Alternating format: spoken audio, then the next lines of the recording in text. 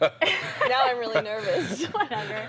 Oh yeah, we're back on the Morning Brew, and we thank you for watching today. I'm Larry Aarons with Amber Hendren, and look who's in the chair here, Mrs. New Mexico, Melissa Salazar. Hello, Melissa. How are you? Hello, doing well. It's good to see you. Good to meet you. You're lovely. Absolutely beautiful. Thank you. I'm so happy to be here this morning. Wow, I want to know all about how you become Mrs. New Mexico. Well, I'm Mrs. New Mexico United States, which Right. is a newer pageant to New Mexico. This is, the first year that they've actually had a pageant for our state. And, I started as Mrs. Albuquerque, United States. And here in April, we just had our state pageant and ran against 8 other amazing women.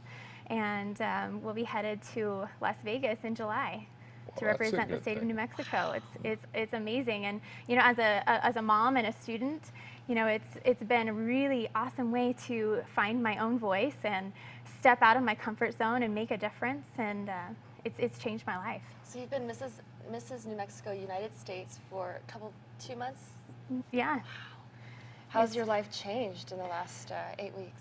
Well, first of all, it's changed me just in the fact that, finding a cause to stand up for, and I could have done it without a tiara, but it didn't occur to me. Sure. And so, finding ways to use the crown as a platform and really putting myself out there. And all of a sudden, this thing is magical. People want to listen, so it's been life-changing. Tell us about your platform.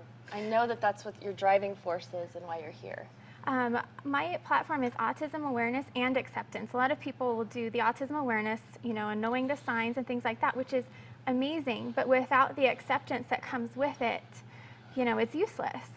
And so I am really wanting to, educate people around me and anyone who will listen, what autism is. If you need to, if you need to get your child evaluated and things like that, finding it early, but then also the community around us, providing an acceptance for those families, an understanding, and, even for kids, I just saw some 5th graders. I had the privilege of sitting in a 5th grade class and talking to them like, here's what autism is. How do you think you could be a friend to someone who has autism?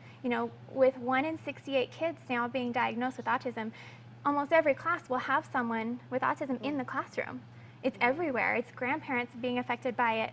There's no, specific class or economic status or, it's everybody's being affected by this. It's everywhere. So there's an acceptance that's needed. And how do the kids react to you when you come into the classroom? Are they just going, Look at her. Oh, there's always a lot of whispers.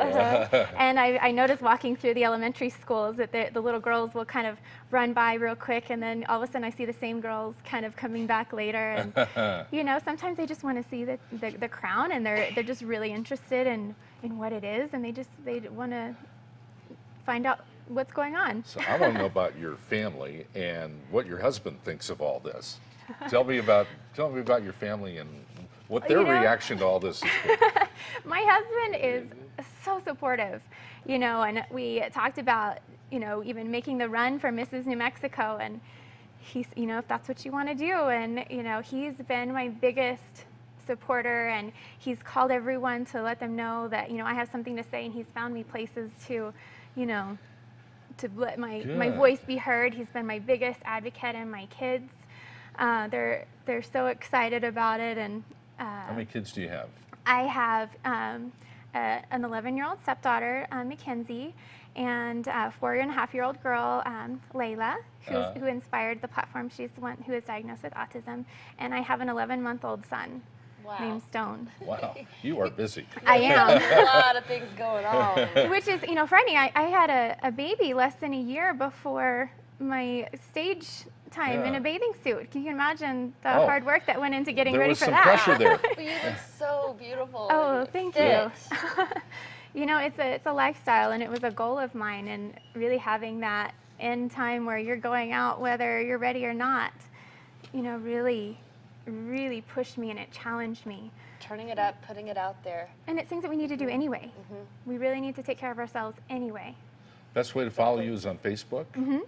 You're accepting friends right now? I am. Because this thing is coming up fast in July, the event in Vegas, and man, we want you to win. Well, thank you. And you know, Win.